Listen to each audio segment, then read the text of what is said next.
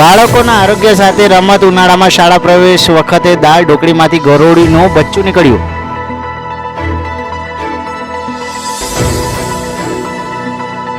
ઓરવાડના યુવકની આત્મહત્યા. 3 સંતાનની માતા સાથે લીવ ઇનમાં રહેતા યુવકે ફાંસો ખાધો.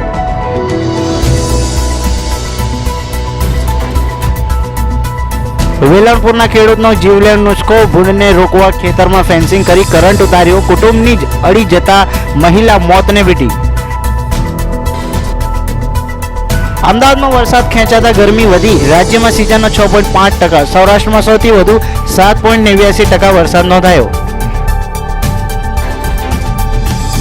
1731 કરોડ ખર્ચ પર આવક વર્ષે માંડ 2 કરોડ. જીપ લાઇન, સીપ્લેન સહિતના તમામ પ્રોજેક્ટ નિષ્ફળ.